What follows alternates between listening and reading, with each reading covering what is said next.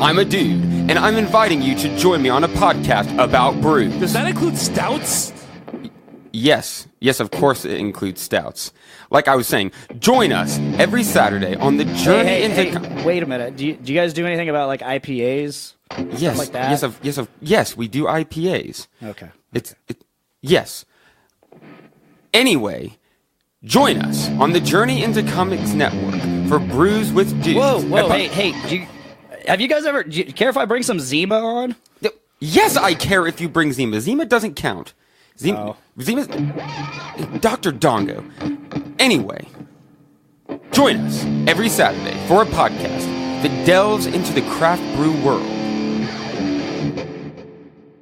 The following is a journey into comics. Journey into comics. It's a journey into comics. Journey into comics. Journey into Comics. Network. production. Yes, it all started out as a mild curiosity in the junkyard. Now it's turned out to be quite a great spirited adventure. People assume that time is a strict progression of cause to effect, but actually, from a non-linear, non-subjective viewpoint, it's more like a big ball of wibbly-wobbly, timey-wimey stuff. You're calling the butler. I'm very partial to tea and muffins. What's wrong with being childish? I like being childish. Before I go, I just want to tell you were fantastic. Never trust a hug. It's just a way to hide your face. That's the exciting thing. Nobody in the universe can do what we're doing. Why are you pointing your screwdrivers like that? They're scientific instruments, not water pistols. GallifRadio! Yes, this must be where I live.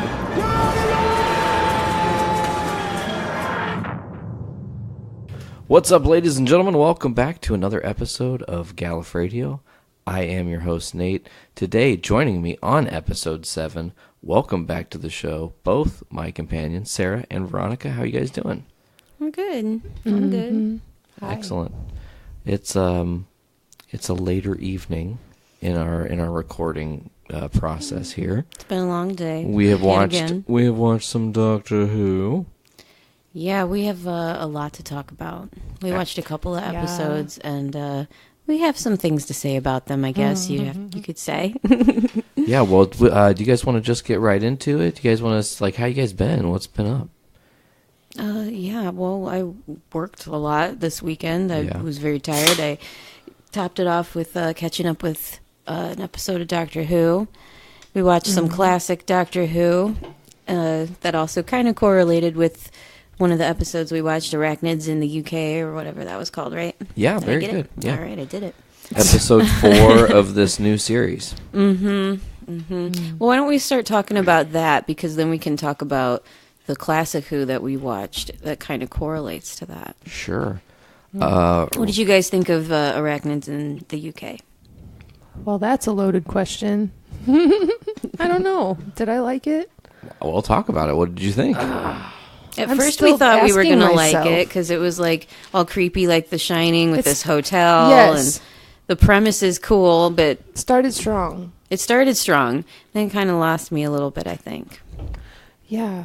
I don't know if it lost me. I think that it was a Teenage Mutant Ninja Turtle story, essentially. Ooh, with spiders. Illegal lab dumping. Oversized these spiders just didn't gain a consciousness and have the ability to toxic speak waste English. Transformed spiders into giant spiders, and that's the premise of this episode. And they're taking over the UK. Spoilers. Yeah. I mean, it was creepy, which I appreciated. Sure. As always. I just am getting the ever-growing suspicion, as I said earlier to you guys, that the show is trying to teach me a lesson, and... Right, like it's preachy. Yeah. I mean, it's not like the other... the previous show was teaching you lessons in the stories anyways. It didn't need to be so obvious. Right, they're being very, very emotional and super dramatic and like really pouring on the cheese to make you try to feel for these characters, and it's just kind of like... It's a little bit more of a departure from Doctor Who than I was expecting. I can tell you exactly what I'm missing already, and I hope that I'm wrong. Maybe I'm just missing it because it's not there, or maybe it is there and it's just so well hidden that I don't know. But I'm missing the Easter eggs. Yeah. Where the hell are the Easter eggs in this episode for anything that's happening in the storyline? Because that's a huge Doctor Who thing. And that's what I love about it is, where's the bad wolf? Where is it? What's the thing that they keep going back to? Yeah, where's my hint? Right. What am I looking deeper into? It's like, what is where's Waldo? Yeah. What is the overarching thing? Yeah, that's really been bothering me about this new series. It is a little aimless. It's bland in that respect. It's just like these location, these stories, like they're connected by these characters, great. But I don't know why I need all of this emotional stuff piled on. I think it's still trying to figure itself out. I was going to say, do you guys think we're maybe being a little extra critical because it is a new series, this is a new showrunner, it's Matt Smith all over again? I was harsh on that first season of Matt Smith. It took me 2 or 3 rewatches before I really dug my heels in and said, I like the 11th Doctor. He is a fun character in that first series. As the 11th Doctor is really good for Matt Smith. It's way better than when I first watched it. I did not appreciate the Pandorica or the, Prisoner Zero or the, crack in the wall back then. So I'm wondering if now, when we watch it this first go through, we're going, we're kind of picking it apart. There are some things we're not cool with. There's some things we don't quite see yet. But maybe by the time our journey is over with this series, there will be enough correlation of things locking and intersecting, let's say. This season seems awfully upbeat and hopeful. Like the new Doctor's whole thing is about hope, and it is a little bit of a departure from the Doctor Who that we've been watching. Yeah, you know what I mean. Yeah, I don't really have an issue with that. Like I said, really the big thing for me is the Easter egg thing. Mm-hmm. That and the music. I can't even with the music. Yeah, I know. We were still talking about you're still not sold on the intro, the theme. No, I feel like it keeps trying on different things. Like this time it was the Stranger Things. Yeah, it was very 80s. That beat that was underneath, that was just that pulse, plus those,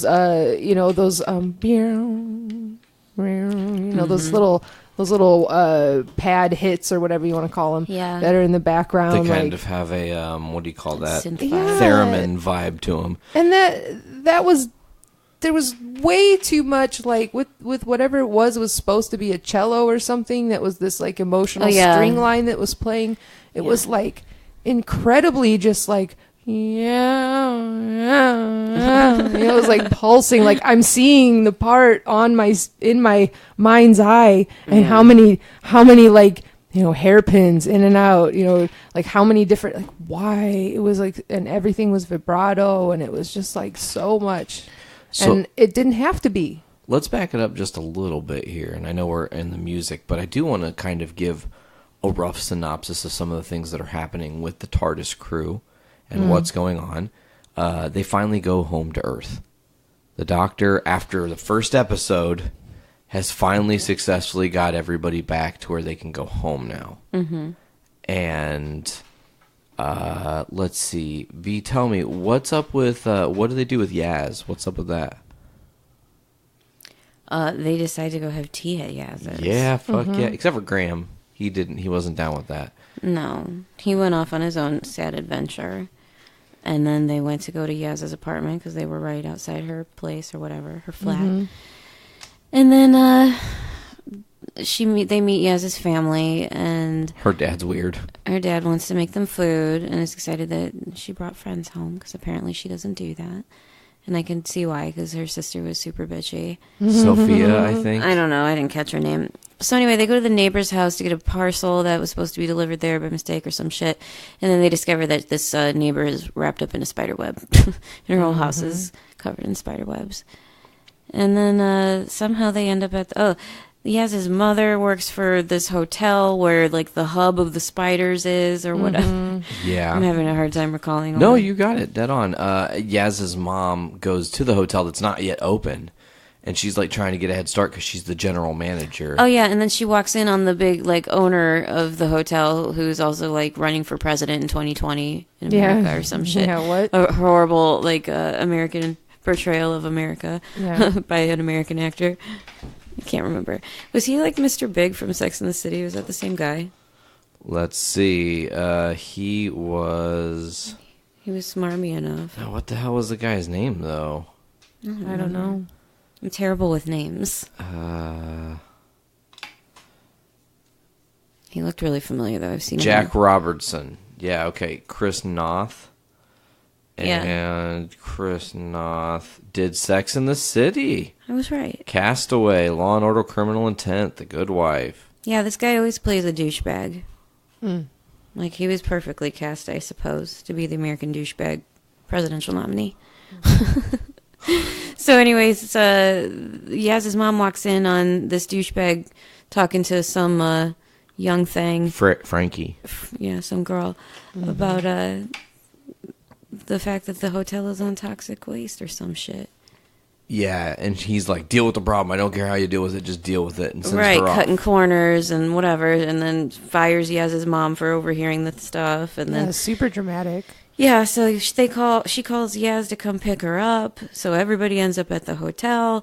Madness ensues. Spiders attack, and Spiders attack. I like yeah, that. giant spiders attack, and they were gross. It was weird it was because like watching they a video game. They had like the game plan of how they were going to defeat him and whatnot, but they were like still trying to figure out how it all correlated. And then you get the beginning of the episode with this weird conspiracy that Yaz's dad has about the toxic waste has actually come to light and is what is bringing these spiders back to life and making them live much longer. And spiders, as long as they live, can grow. Mm-hmm. So the longer they live, the larger they get. Enough said. Right, and they're like growing too big and starting to like die. Oh yeah, that's another thing that's crazy. And that's there's the cello string part with the Emotional manipulation with horrible music, stock music. Giant mommy spider suffocating because she's grown too big, and here comes the American to finish her off. Yeah, that was stupid. He came in and shot the dying spider. Okay. Yeah, this whole episode I was just like, okay. I started to get that feeling, that whole Davros thing all over again. Like, I'm not going to feel bad for you, giant spider. Yeah. Giant Still a toxic giant waste spider. You when you would eat me. Yeah, if he you ate weren't Kevin. dying. Fucking ate Kevin, Tried to man. eat Kevin. He ate Kevin, man. So were all those people dead or just being stored? Did they ever resolve that? They never resolved that. I'm guessing I'm pretty they're sure dead, they're though. dead. I'm dead. I'm going with dead. I'm going with dead because dead. That's gross. Dead. I can't believe they ate Kevin, man. I want to know how they, in this multi-million-dollar hotel, right, that has all these people there. One, they really didn't walk that far to get to that toxic waste dump that was massive, okay? Like the size of a freaking city. So, like, I mean, you drive by the dump and you can smell it, you know? What the hell? I didn't know about this. Looks like an underground dump. Well, yeah, but that means the fumes have got to go somewhere. Right, and that's why they're getting in trouble because it's not going anywhere. It's just festering and creating toxic sludge because they were cutting corners.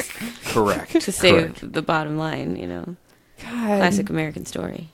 Yeah. You're fired and I'm suing you now. Yeah. You know? Like, I will litigate you. He was the worst. It was like... Yeah. So that was kind of a forgettable episode for me. Well, there's some things that we got to still talk about, though, because Graham is going through some shit still. Because his wife dies in the first episode, and they're kind of... Oh, yeah, they're really driving home the fact that he's recently widowed. He's unable to cope. He can't go home and be home because the memory of her is too strong, and it's just fucking And that's why he wrecking him. decides to stay with the doctor. And that's what I wanted to drive home. They all, after the survival of this event, you know, they trap the baby spiders in the safe room or whatever in the, what do you call it? In the hotel. What's that called? Is it a safe room? Panic room. A panic room. Thank you. Yeah, and then did they just leave the spiders in the safe room? Yeah, to somehow just that's die. humane. Yeah. To let them just suffocate to death? They'll probably just eat each other until there's only one mega spider. How is that humane? I know. That's like Sparta. Questionable at best. And also, was this the episode that was... Where's the TARDIS? No, that's the next one. Oh, yeah, it's the next one. That's okay. the next This one one we're gonna is get to that. they decide to go away with her into space and time. Oh, that's right. Best friends. And leave their lives behind for a little bit. Mm-hmm. Team TARDIS or Team something TARDIS. boring like that. Yeah. Yeah. Why was it so boring? It could have been so clever. Yeah. Matt Smith would have been clever. Well, they're just keeping it basic now. I still think there's a possibility that this story will evolve some more. We also forgot there was the doctor, Jade McIntyre, the other scientist lady who was from the lab. And she's like, "Oh, I've seen these spiders before because she was completely forgettable. She was very subplot character who I don't know, it was weird. I think the problem that the last few episodes we watched of Doctor Who is that there's so many characters and plot holes plot lines. Yeah, and subplots and subplots and random plots that have it's just they're shoving a lot of shit in there. You know, I don't know. Yeah, sometimes I've been like, I don't know if I'm confused at the end of the episodes. Not because I'm confused about the story, but because of all of the, how am I supposed to feel about this? Right, Am I supposed to feel good? Am I supposed to have learned something? Am I supposed to be, I don't know. I get confused. These episodes are not, I don't know where they're going. That's what I mean about I want that one thing that's tying everything together, and if it's there, it's pretty hidden. I don't know if you guys have picked up on anything from episode to episode, but I sure haven't. Not really. No, I haven't picked up on anything, and that was literally the best part of Doctor Who for me. Right. I mean, Bad Wolf was my favorite. That whole thing and then talking about it, and as you're going through the season, trying to figure out, who this person is or what this is about or whatever. The whole Missy thing was fun. Man, there was, remember before the Master came back, Nate? The first time, John Sim? Yeah. And how everybody was like, oh, I don't know if the Master's coming back. It was this big thing, But I don't know. I just feel something's real dry. Uncertain. Yeah. Yeah, I'm still in the kiddie pool here. I'm not ready to go jump off the diving board. I feel like it might be Earth 2's version of Doctor Who. Mixing fandoms here, but yeah, it's Doctor Who fan fiction maybe. Oh no, we can't put it in that category yet. Oh, I'm not saying that it's bad. I like it. I'm enjoying watching it, and I really love Jodie Whittaker as the Doctor. She's still killing it, yeah. And I love the companions too. I think that's what I'm all right with the companions. I think that's what has me still very, intrigued to tune in to see what they do, because they have a great cast. Yeah, I'll keep watching it. I just feel like they could be doing a little bit better to service the Doctor Who mythology, and not so much trying to convince us that this is a brand new Doctor Who, because we get it. Yeah, that's a little nostalgia and a couple of callbacks here and there would be nice. Yeah. To remind me that I'm still in that Whovian world. Yeah, you can't just maybe it's just a bubble world. Yeah. No, whatever. I don't know. I was going to pull up something here. I had something for you. Are you ready to move on from this episode? Yeah. Well, actually, I have a little bit of continuity I wanted to bring up to you guys. Luckily for us, the TARDIS Wiki has cool little facts. So while you're talking about little Easter eggs, here's some things you might have missed, right? So it says the Doctor returns her companions to Sheffield half an hour after they left. That's back at the Woman Who Fell to Earth episode. The Doctor once more refers to her TARDIS team as fam. That was in the first episode. Sarah Jane Smith had previously told the 10th Doctor that he had the biggest family on Earth in the form of his companions. The Doctor calls her group Team TARDIS, which is referred to back to Journey to the Center of the TARDIS.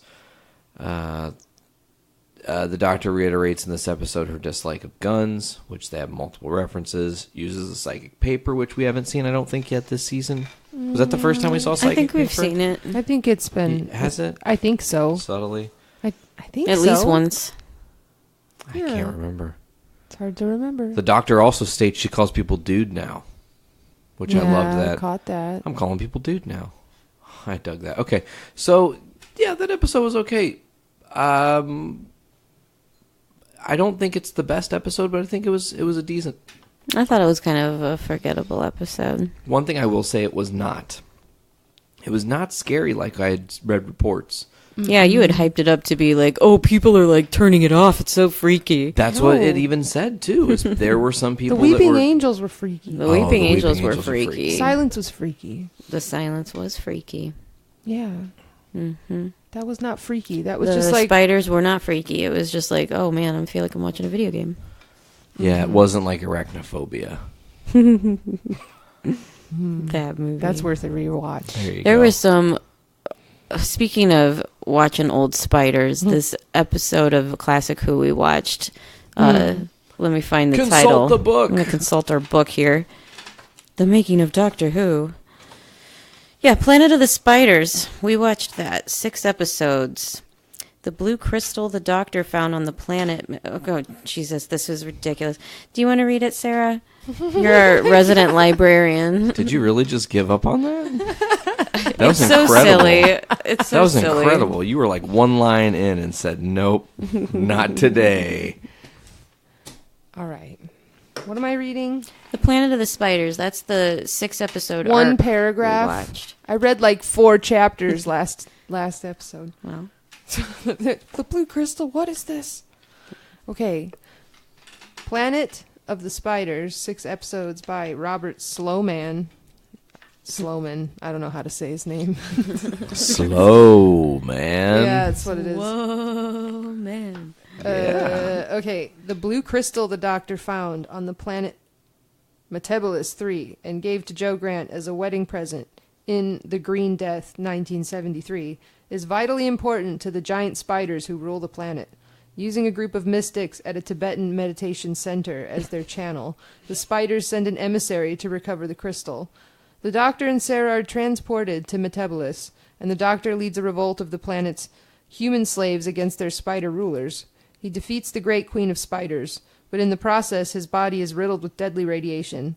The Doctor returns to his friends on Earth, apparently a dying man. However, the Tibetan monk Cho-ji, in reality a Time Lord himself, accelerates the regeneration process. The Doctor begins to change. ... Yeah, so that was the last of that Doctor, of John Pertwee. Final serial of John Pertwee is the Planet of the Spiders. And we didn't realize that when we had it on. We just had it on, and we're watching it here and there. And then all of a sudden he's dead and we're starting to regenerate. And I was like, holy shit, I've never seen him regenerate. Interesting to note, you bring up regeneration. This is the first time that term is introduced in Doctor Who. In this series? In the entirety of Doctor Who. The first time the term regeneration was actually genuinely introduced into canon is this story. Oh, no shit. Correct. Yeah. Isn't this the one where the spiders are like, they have like really high-pitched, weird, like... You will obey! Spidery voices, Yes. So funny you mentioned voices. I've got some notes on the voices. Yuzan Churchman had provided the voice of Alpha Centauri in both Curse of Peladon and the Monster of Peladon. The series, I remember that one, the serial immediately preceding Planet of the Spiders. She would briefly reprise the role in Empress of Mars in 2017. Kismet Delgado, the widow of Roger Delgado, you guys know him as the Master, during the Third Doctor's era, so this is at the point he had died, was one of the voices for the Spiders. And Carl Forgione would later play Nimrod in Ghostlight in 1989. Christopher Burgess had previously played Swan in Enemy of the World, which was a 1968 serial. Probably second Doctor, I would guess. So... that's some interesting things to note about Planet of the Spiders. It was a really silly little show. Silly arc with really silly looking spiders. I really want to rewatch. Tibetan monks and 70s hippies. It was weird. It was some weird shit, guys. But I liked it. And Sara was the companion. Yeah. She was adorable. She had the best fashion. I don't know. I really like Joe Grant's fashion. She had that fuzzy blue coat that I really want. Do we need to have a whole episode on fashion? Yes. They have tons of fashion. Fashion. Turn to the left. Sorry. It's okay. Yeah, that's fine. So yeah, as you guys were saying, post our favorite pictures. Metabellus 3 Favorite outfits. is where this takes place. The Spider Queen of Metabellus 3. And interesting to note, Tom Baker did not get credited for his debut as the Doctor. Oh, no kidding. He's uncredited in that first episode. That's weird. Yeah, that is weird. Yeah. How many seasons did Tom Baker do as the Doctor? Oh. Should we consult the book? Pretty sure it's 7. It won't be in the book because he was still the Doctor then. Oh, and this only went up to John Pertwee? No, it went up to like early into his run as the Doctor. So he did. Boom, Doctor Who. Whatever. You fill some space with words. Oh. All right. Well, let me see that book. Okay. Let me see. One other thing I really like about this book is that they do have that silly little glossary at the end. They also have writer's story breakdown. I don't know. I liked that episode. I thought it was a good series. 7. Arc. Tom Baker was 7. Thank you. 7. That's a lot. 7 series.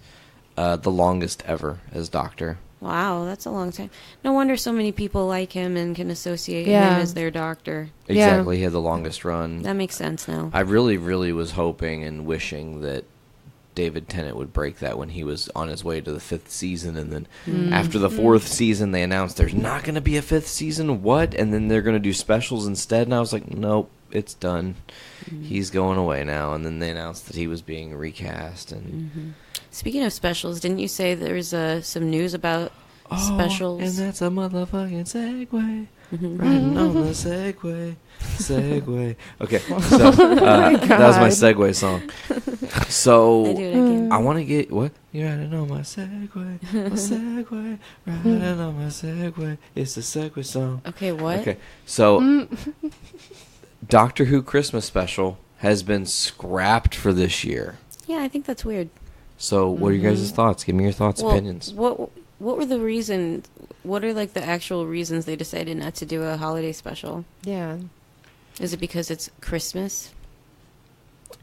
Chris Chibnall says the reason is simple. After 13 years of the annual event, they've run out of ideas for Doctor Who Christmas stories. What? Whoa. He says, I sort of think we might have mined and possibly overmined every single thing we could about Christmas in Doctor Who. No. And the last time we more or less ignored it. Essentially saying that the finale of 12, Christmas is the most afterthought thing, which it really is. There's no mention of Christmas. So, and they have been doing it. I mean, I think they did the Doctor, the Witch, and the Wardrobe, which is kind of like your Chronicles of Narnia thing. You did your Snowman. You did your Santa Claus episode. You did your Attacking Christmas Tree. They're claiming they don't have any ideas? For That's messed up. Christmas-based... That's not what you want to do, guys. You don't want to ever say that you've run out of ideas for something. I don't think it's that they... I think hear what he said. He says, because that's them paraphrasing, but he said, I sort of think we might have mined and possibly overmined every single thing we could about Christmas, meaning everything that people associate Christmas with, they have done on a grandiose scale for 13 straight seasons. Right, and that's why it's tradition. Because Christmas is always the same. Right, and it doesn't have to be about Christmas. It could be a holiday special. But hold on. It could be about family. Because Chris Chibnall says this. Snow. I would definitely think that there's another episode after the end of the series. Meaning, it's not going to be a Christmas special, but we will get a bonus after the year thing. It just won't be associated with a Christmas special. It's not the same. Interesting, because this is probably going to chuff off Mr. Stephen Moffat, who back in earlier, before Chibnall took over, said, and I quote, but we had the awkward business that Chris didn't want to start with the Christmas episode. Quite rightly. Chris Chibnall didn't want to take over on Capaldi's Christmas episode. He didn't want to do any Christmas episodes, apparently. So there was a momentary possibility that there wouldn't be any Christmas episode. So I suggested that I do the Christmas episode and talk to Peter into doing one more so that Doctor Who wouldn't lose the slot. And now it's done. Game over. Lame. No more Christmas. I don't know how I feel about it. I don't know if I should feel anything about it. I'm not mad at it. I don't really think I'm mad at it, you know? I really... Yeah, but they have a whole new cast, and they're like really into this whole driving the point home that they're like a family now, a team. Sarah, what did you say was one of your thoughts on why they might be doing this? You had said this earlier. Oh, are you okay? Yeah, Mike, gotcha. Yeah. Well, I just thought right off the top that maybe since it's a different show, and they're doing different things, that maybe they want to be more all-inclusive and they don't want to keep it exclusive to just the Christmas holiday, because that's been what it is. Like you said, driving it home, I guess, for Christmas. But like you said, they could do like a family thing. They could do something else instead, which apparently they are. They might, yeah. I might. Lame. I just Whatever. like it around like that time frame though, because it's like typically when I watch Doctor Who is Christmas break. Right. Well, I don't know. That's what I thought, is maybe they were trying to be more. I think that's a really good way to look at it too, actually, is that it's possible that they are just going, okay, I think that, I think that we need to do something that's not necessarily Christmas. They've definitely been trying to hit home. They want everybody to be a fan of this show. They don't care what your background the show is. Very is. 2018. They want everyone to be included. They want everyone to have an opportunity to enjoy it. Interesting to note, did you guys notice Jodie Whittaker's subtle wardrobe change in the second episode we watched? Her shirt color? Her shirt, the whole entire second episode that we're getting ready to get into, was the blue. But then when they went and they essentially wrap that drama, it's the red shirt. Mm-hmm. Weird. It's I weird. didn't notice. Yeah. Yeah. It's very strange. I don't know. So let's talk about it. The Tsuranga Conundrum. Yeah, that latest episode I didn't really think was that great. I was a little disappointed. I mean, it had all the makings of being cool sci-fi, like scary shit. Like it had the 2001 vibe, it had the alien vibe. But all in all, it was a little lackluster. It was like a little of a letdown of an episode. It was weird. Do you want to talk about this one, Nate? You want me to open it up and kind of say what some of the stuff that happens in the episode is? Sure. So the Doctor, after the last episode and the crew deciding they were going to be together in a team, we see the TARDIS in the time vortex, which looks wicked now. It was trippier. It looked kind of like Doctor Strange-esque, Yeah. And it's flying, and then they land, and they're searching for junk on this planet, and the TARDIS is just on this like landing strip of land. It's a landing strip. I don't know why I said of land. Kind of self-explanatory.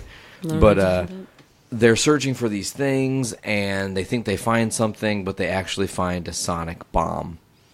And the bomb goes off in their face. Legit. And I thought, they're going to like have like 1 second to change the future of themselves or some shit. And they're going to be like locked in some sort of 1 second time portal or some shit, But that's not the case. They wake up and they are in a weird spot. They are just not really sure what exactly is going on. They're kind of in a hospital. The Doctor wants her TARDIS, obviously. But yeah, they're all disoriented, but they're actually in a hospital, which turns out to be like a rescue ship. And it's flying away like a Red Cross ship. It's flying away from that junk planet. Where the TARDIS is, left on like a scrapper's planet. So she's, of course, worried that somebody's going to, steal it. But... well, we thought that was important. Yeah. Turns out they don't mention that the rest of the fucking episode. They don't even not get even back at to the it. end. I'm assuming this next episode they'll still be like on this adventure trying to get back to the TARDIS or something. I certainly hope so, because if they just show up somewhere else, like, we're here now. Right. Oh, yeah, we just like transported back there. Yeah, I'm going to feel a little ripped off. But, yeah, this episode, I mean, that little creature, what was it called? The little guy that was eating the ship? Okay, the little guy that was eating the ship was called a Patang.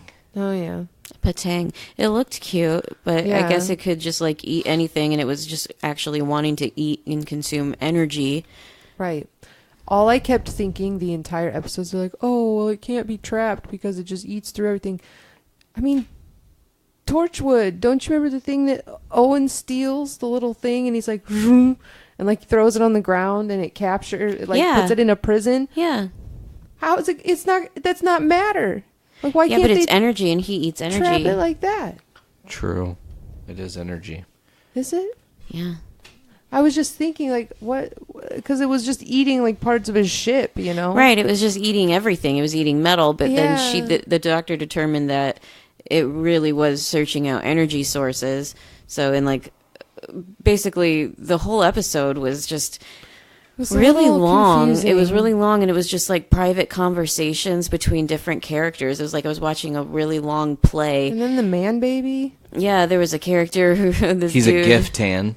this alien man who looks like a human is pregnant and Ed Sheeran having a baby. Yeah.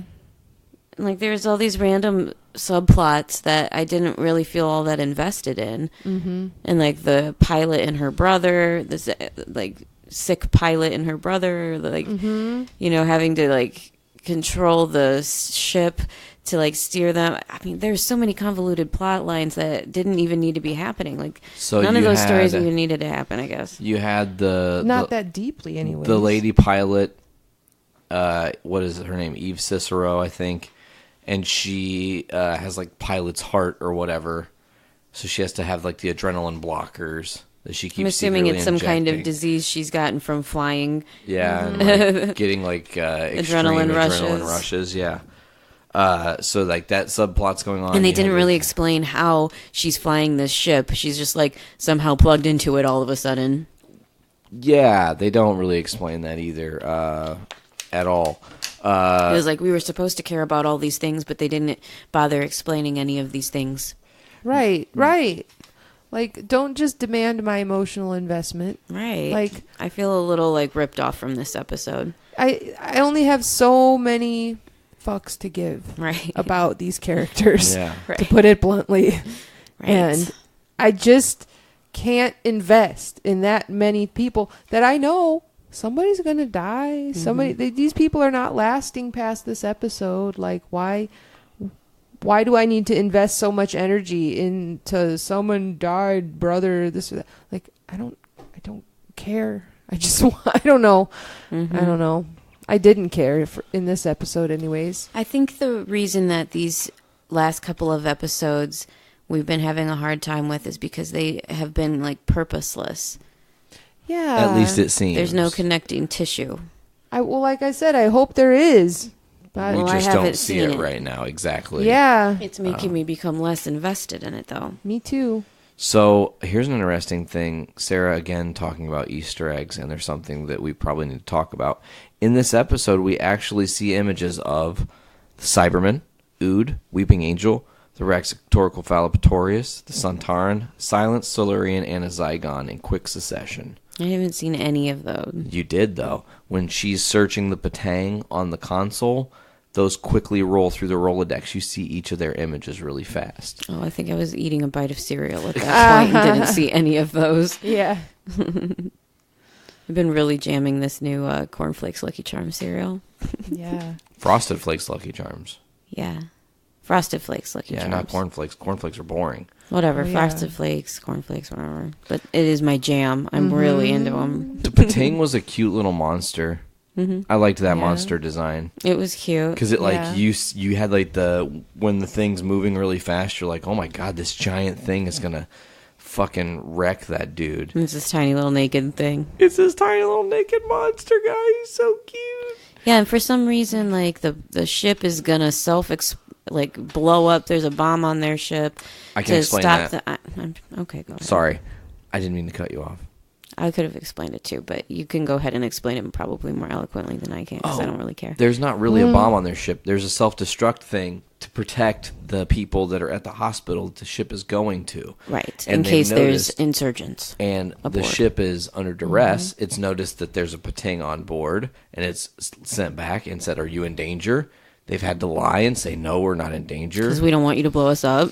Because the fucking life boats jettisoned the escape pods. One exploded. With one of the doctors in it. Yeah, that was a bummer. R.I.P. Yeah, so they trick the little monster into eating the bomb. The bomb blows up in his little tiny tummy, and he looks super pleased and full. So they just kick him off the ship and float him into space. And he's like, "Peace out, bye." Whee! Hungry. He's like, "Okay, bye." Yeah, and that was the end of that problem.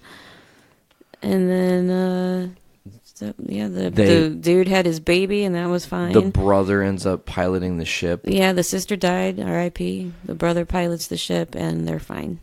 And no mention of the TARDIS. None. Zero. And episode, and yeah. We're supposed to be okay with that. I mean, I think they said something about, because the one lady said that there was the teleport. Yeah, they were going to teleport them somewhere. So maybe they're teleporting them back to where the TARDIS was. Well, yeah, but still, the whole If they have access to teleports, why are they even on a fucking ship? Why didn't they just teleport to the other fucking... Because they didn't have a teleport on the ship. It was at the hospital they arrived at. Why wouldn't they have a teleport on their ship? That's so stupid.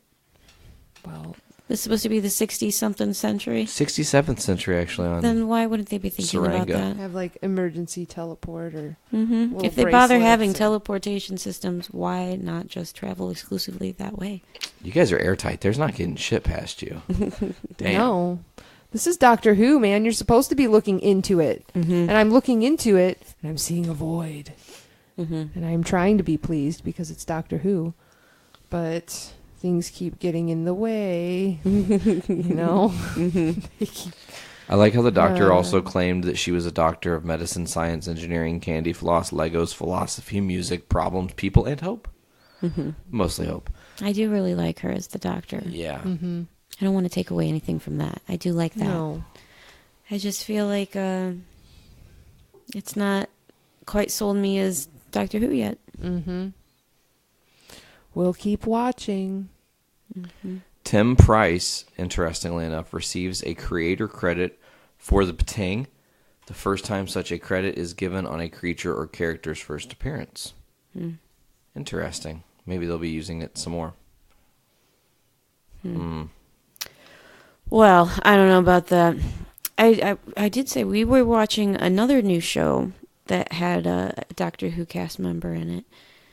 The new Netflix series, The Chilling Adventures of Sabrina. Missy. I'm super into it. We've only watched one episode so far, but Missy is the villain, and I'm super stoked. Yeah, it's it seems like it's shaping up to be kind of a good one. I hope so. Everybody's that I've talked to likes it. Can you guys push this stuff back? I'm going to put the screen in the middle of the television. We're going to watch the Demons of the Punjab trailer for the next episode of Doctor Who.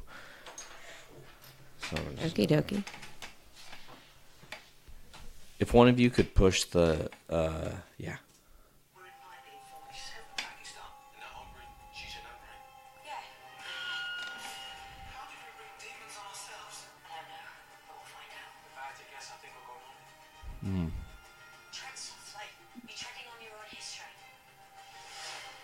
Oh, shit.